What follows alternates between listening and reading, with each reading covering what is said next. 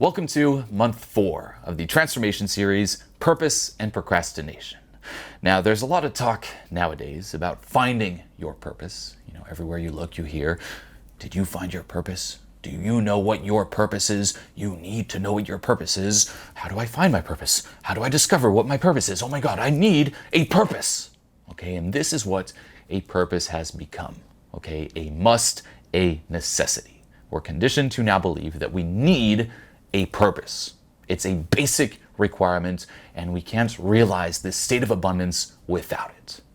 Okay, and what I'm going to tell you here is that that is wrong.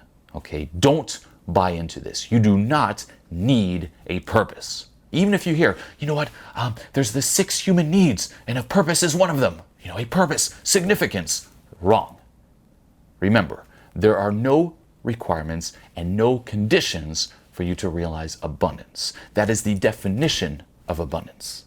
Okay, for if there are requirements or conditions, it's no longer abundance, including having a purpose. And even trying to find it this way, where you're like, oh, I need my purpose, you'll never actually find it. Why? Because it's done coming from a place of desperation, where you need it.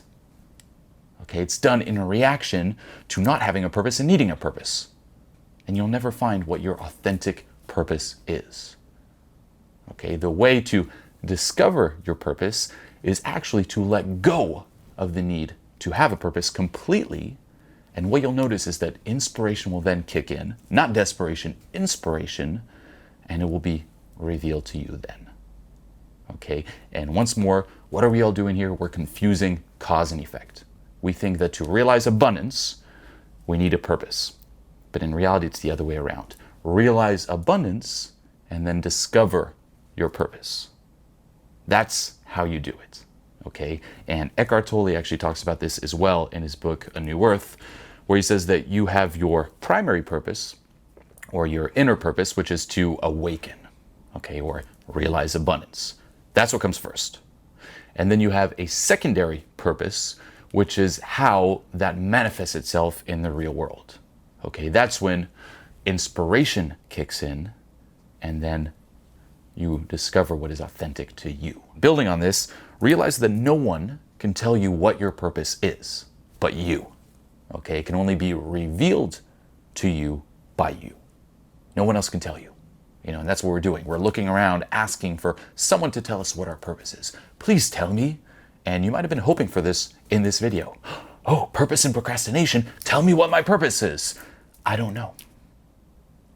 Only you can know. Only you can give yourself that answer. Okay? And anyone who tells you it's this or that, they're wrong. And stop looking for someone external to you to tell you what it is. Okay? Because it'll never be authentic. Only you know it. Okay? And it's different for everyone. You have a unique role to play.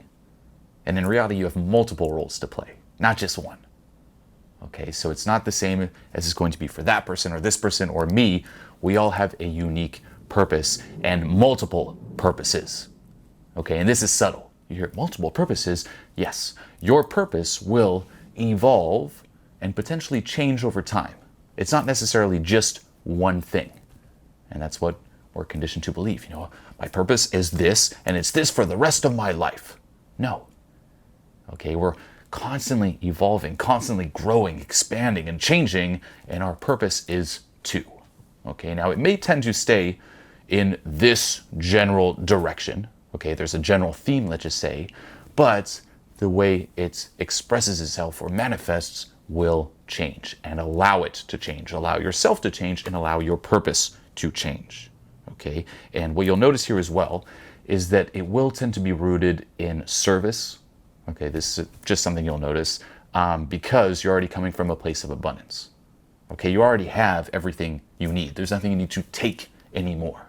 So a way of viewing it is not, how do I find my purpose to take fulfillment, to take abundance? It's, what can I give? That's really what a purpose is. It's your gift to the world. You already have it. You're in a state of abundance. What kicks in? What can you give? That's the question you should be asking yourself. Now, what I want you to do before we jump to procrastination is head over to this month's Transformational Infield video, okay, and go through it. So do this now. Go through it, and you'll see it expands on some of the things I just covered here, and I've designed it as a tool to help you hone in on what your purpose may be. Okay, so remember, only you can discover what your purpose is, but in the transformational video, you'll be going through a series of questions that will help you just get a general idea of what that may be. Okay, so do this now.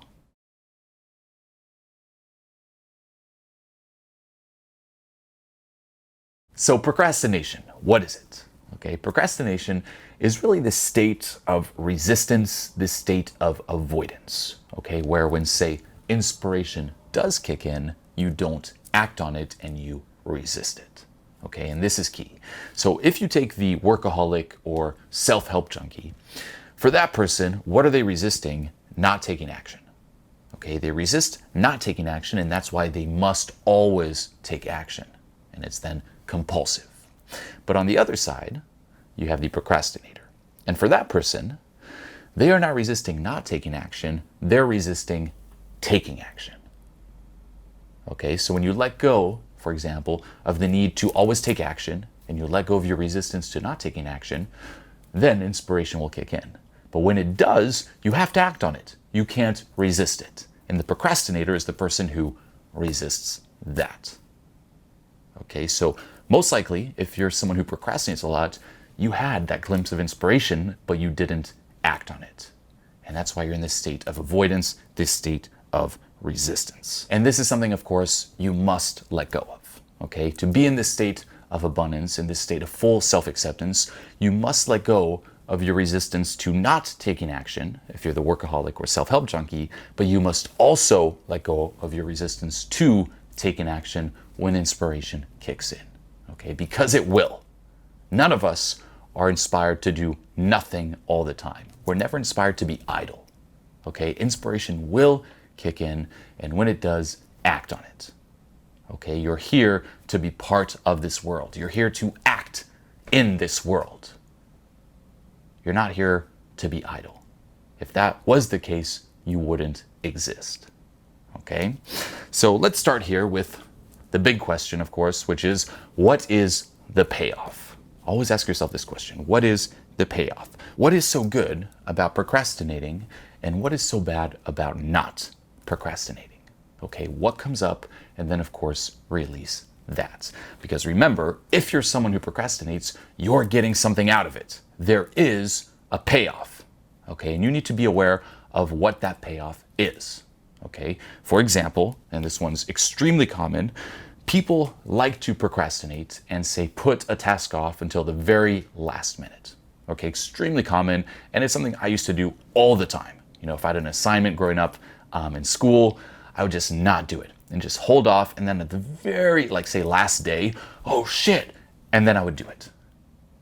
Okay, now I could tell myself, I hate that I do this. Why don't I do it in advance? This is ridiculous. But no, part of me loved it. Why? Because part of me was hooked on scarcity as a way of being motivated. That was the only thing I knew. And if you're hooked on scarcity, guess what? The longer you procrastinate, the longer you wait before taking action, the stronger that drive is. The more intense scarcity is, and the more you will be motivated.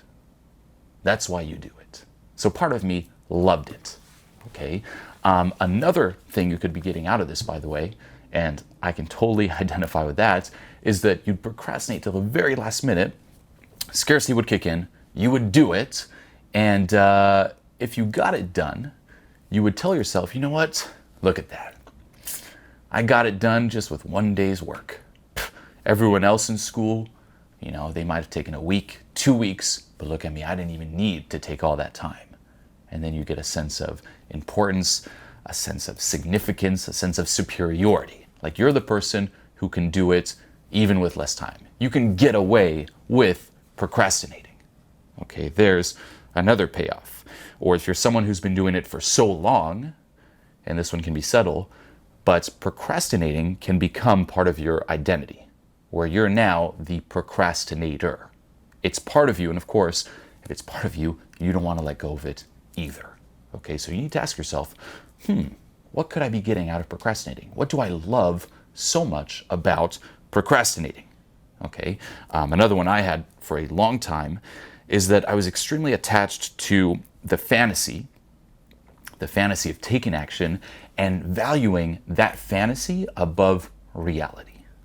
Okay, so this happened with music. Okay, when I was growing up, I would start composing a song, and I played guitar and say some extremely amazing riff, just boom, kicked in. I was like, oh my God, okay, inspiration kicked in, this amazing riff. And I started picturing, whoa, when I, make this into a song, and then I finally write the lyrics, and I record this, and there's all the instruments, and there's the perfect mixing. Oh my God, it's going to be amazing. And I would just kind of sit with that fantasy, put the guitar down, and just visualize it, picture it. Oh man. And then that'll happen when I do it. And that'll happen when I do it. And then the next day, same thing. I'd wake up, wow, that riff that kicked in yesterday. When I do that, and you do this for a long period of time, guess what? That fantasy is detailed and it's just so perfect. And you reach that point where or a part of you knows that reality, when you actually do it, will never match that fantasy. So you just keep putting off reality and you value the fantasy above reality. It's like none of the songs, when they're actually completed in the real world, will ever live up to that perfect vision you have of the song. Okay, this is another form of perfectionism. And I just keep putting it off. And then I would tell myself, why do I keep putting it off? But no, a part of me loved it. Okay, so ask yourself, what's the payoff you're getting from procrastinating? Okay, and a useful thing to do here too, to help with this, is bring some awareness to the different core beliefs that you have. Okay, ask yourself, what is your ceiling of success? What is your ceiling of success in all areas of life? Okay, if you take the financial area of your life, what's your ceiling of success there? How much money do you deserve to make? How much money are you allowed to make? And this can be settled like, how much money am I allowed to make? Yeah, how much money do you realistically see yourself making? If you log into your bank account, how much money could you realistically see in there? Is it $1 billion? Do you want to make billions? Everyone wants to make billions, but could you realistically see yourself logging into your bank account and seeing $1 billion? Suddenly it's, well, maybe not. 1 million? Maybe. Okay, like be honest with yourself here. What's the max? For me personally, when I first moved to Los Angeles, I was making minimum wage, which was like $8, and then I got like a promotion where it's like $8.25 and $8.50 working at this place called the Coffee Bean, which is similar to Starbucks. And a month I'd probably make in between $800 and $1,000 a month. That was my income. And if you told me then, do you want to make billions? I'd be like, well, fuck yeah. But if you actually asked me, hey, could you realistically see yourself have billions in your bank account? I'm like, no. Realistically, the max I could probably see myself having is $1,500. Maybe, $1,500, I'd be like, whoa!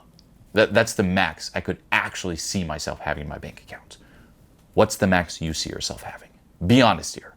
Okay, you gotta write down the truth. Your ceiling of success when it comes to money. Your ceiling of success when it comes to health. Okay, how healthy is too healthy for you? And then write it down. Okay, writing it down forces you to be precise. For me, and I've talked about this a lot, I used to identify massively with the self-destructive artist. So there was a limit to my health. If I was too healthy, it didn't correlate with me being the self-destructive artist because I was no longer self-destructive. Okay, so of course, guess what? Would I procrastinate going to the gym? Yeah. If I got too healthy, I'd be pulled back. What's your ceiling of success when it comes to health? What's your ceiling of success when it comes to a romantic partner?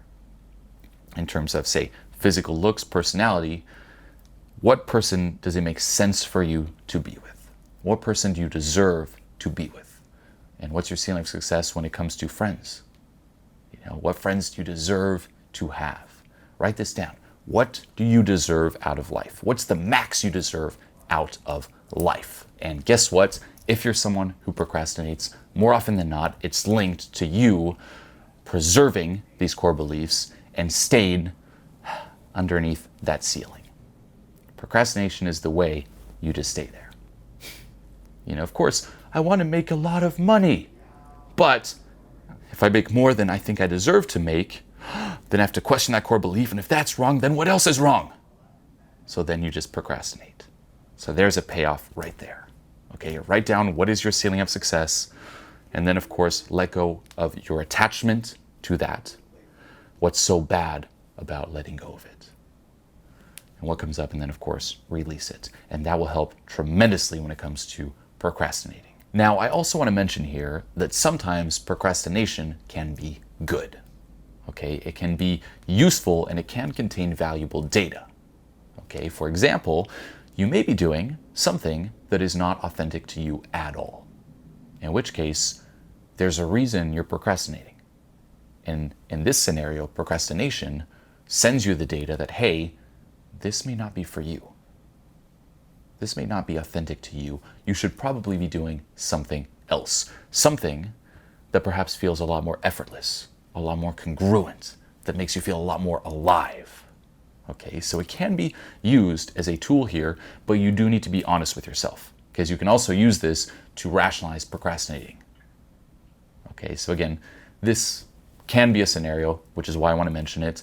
And I like to go back to the old gun to the head, where if someone put a gun to your head and asks you, what's the truth? The first thing that comes up is more often than not the truth. Okay, so if you're unsure, just ask yourself, gun to the head, am I procrastinating because, it might be a core belief, a success barrier, or is it because it's not something that's authentic to me? What's the truth? Beyond that, start learning to put energy into something as opposed to avoiding it. Okay, when you procrastinate, a common thought is, I don't want to, I'm too tired, I'm too exhausted, I'm too overwhelmed, I don't want to work, I don't want to spend the energy, I want to conserve the energy, I'm already so drained, I'd just rather not. And then you avoid it, okay? You avoid spending energy. But what you have to realize here is that by avoiding spending energy when, say, inspiration kicks in, you're still spending energy. You're spending energy avoiding spending energy. And that's why you're even more drained by procrastinating, and you know it. So guess what? Instead of spending so much energy avoiding it, why don't you just change it and spend that energy investing in it, committing to it? And what you'll notice is that you think you'll be more exhausted, but in reality, you will feel relief. Don't buy into the bluff, okay? Actually do it. Even do it on a small thing, a small little task, just to get a reference, just to get some proof. You resist it, but when you actually do it, relief kicks in. We also tend to procrastinate when we're just so overwhelmed, and the more you do these releases, the more you let go of being overwhelmed, being just drained, feeling anxious, the more you'll have, say, that energy to spend. The less there'll be that fear of must conserve energy all the time, okay? And physical exercise helps with this too, okay? Some things to combine with this. Start doing some activities, get out there, start raising your levels of energy, start moving around. If you sense yourself procrastinating, literally stand up and jump up and down a bit. And what you'll notice is whoa, I feel a lot more awake. I can do this now. Okay, shake things up. Get on top of your sleep. Get on top of your diet. Okay, if you're sleeping, sleep in a dark room. Okay, literally pitch black. We underestimate this so bad. Even here, I don't know if you can see, there's garbage bag windows. Okay, pitch black room. On top of that, eye mask. And this may feel weird at first, but after a week or two, you get used to it. Okay, for me right now, if I don't have an eye mask, I have trouble falling asleep. Eye mask, black room, earplugs. Okay, and then of course, if you want to go over the top, you can get these blue light blocking sunglasses that you wear a couple hours before going to sleep. On your phone, they have this now on all iPhones. There's the, orange screen lighting that kicks in. On your computer, there's an app called Flux that also cuts out the blue lights. All of these things help massively. Okay, getting good sleep, exercising, getting on top of your diet. Okay, eat your fucking greens. Try to have a green juice a day, or eat a lot of greens every single day. That'll wake you up fast. Okay, some good compliments when it comes to procrastination. Okay, but the biggest thing here is remember, You think you're procrastinating because you're going to spend all that energy or maybe a drag. It's the opposite. Okay? By actually jumping in, doing it, taking action, you will feel relief, and that will set you fucking free.